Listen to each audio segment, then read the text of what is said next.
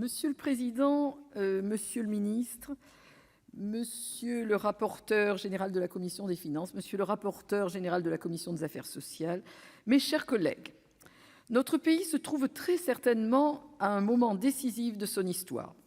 Alors que l'urgence climatique n'a jamais paru plus pressante, notre économie est au plus mal. Le temps nous est compté pour engager à fond la transition écologique, mais le temps nous est aussi compté pour engager notre pays sur la voie du désendettement. Tel est le double défi qui nous attend. Je dis double car il serait bien irresponsable de vouloir traiter d'abord l'un puis l'autre de ces deux aspects. Sans prospérité économique, pas de transition écologique ambitieuse. Sans priorité écologique, pas de résilience économique et financière. Je le dis au nom de mon groupe, dette publique, dette écologique, même combat. Il n'y a pas d'alternative. Tel est l'esprit dans lequel nous abordons ce débat d'orientation des finances publiques. La stratégie pour les années à venir devra être bâtie pour répondre à cet impératif majeur. Réduire cette double dette que nous avons laissé enfler durant tant d'années par notre insouciance. Alors que le Parlement s'apprête à adopter définitivement le 3e PLFR pour 2020, nous avons d'ores et déjà engagé des sommes colossales pour préserver notre tissu économique. Pareille mesure s'impose à nous, dès lors qu'elle ne contredise pas l'impératif écologique. Nous aurons besoin de toutes nos entreprises pour engager la relance, de même que pour accélérer sur la transition écologique. Il s'agit de préserver autant que possible notre tissu économique en attendant les jours meilleurs. La décision prise par le gouvernement de ne pas augmenter les impôts va dans le bon sens. Nous aurons besoin de capitaux pour innover et inventer des modèles économiques de demain.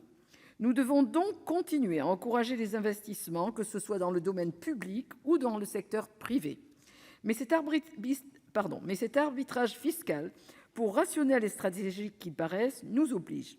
Il nous oblige à réduire drastiquement la dépense publique, aujourd'hui supérieure à 60% de notre PIB et largement au-dessus de la moyenne de la zone euro. Sans quoi le rétablissement de l'équilibre budgétaire et a fortiori la réduction de notre dette publique sont inenvisageables à moyen terme. Voilà donc le véritable défi au niveau budgétaire pour les années à venir. Bien sûr, nous ne relèverons pas un tel défi en nous contentant d'une approche comptable. Il faudra investir dans une relance qui combine intelligemment écologie et économie en misant sur une croissance verte. Mais une dette publique au-delà de 120% de notre PIB n'est pas seulement une réalité comptable. C'est d'abord une réalité qui engage notre souveraineté nationale et compromet notre liberté collective. C'est un fardeau que nous laissons à nos enfants et à nos petits-enfants, de même que nous leur laissons déjà une dette écologique. Il nous appartiendra donc, dans les prochaines années, de leur montrer que nous n'avons pas renoncé à corriger le tir. C'est pourquoi, monsieur le ministre, notre groupe souhaite connaître les grandes orientations que le gouvernement compte donner à la politique économique afin de maîtriser la dette publique. Certes, la relance ne fait que commencer, mais il n'est pas envisageable de laisser couler l'argent public à flot en espérant que la croissance ainsi déclenchée ne finisse par renflouer les caisses. Il faut donc bâtir une trajectoire de finances publiques qui soit à la fois raisonnable en termes de discipline budgétaire et ambitieuse en termes de relance économique. Tel doit être l'objectif du gouvernement et le Parlement devra le soutenir dans cette démarche de responsabilité. Il s'agit de ramener au plus vite le pays à une situation qui l'expose moins à la volatilité des marchés financiers. Voilà le défi qui nous attend, mes chers collègues. Vous n'êtes pas sans savoir que le débat qui nous occupe aujourd'hui devait initialement se tenir il y a une semaine. Et en faisant l'abstraction des considérations pratiques, je me réjouis que l'ordre du jour ait été ainsi chamboulé. Et pour cause, un événement majeur est survenu dans l'intervalle qui change radicalement les termes de notre débat.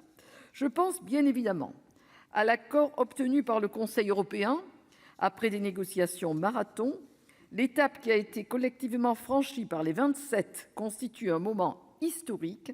Nous savons tous le rôle déterminant que la France a joué dans l'obtention de cet accord et le crédit en revient assez largement au président de la République. La donne a donc changé. Notre pays, qui devait obtenir près de 40 milliards d'euros de cet accord, a de quoi s'en satisfaire. Cela lui conférera des marges de manœuvre budgétaires adaptées à la gravité de la situation. Mais c'est surtout le projet européen qui y trouvera un nouveau souffle.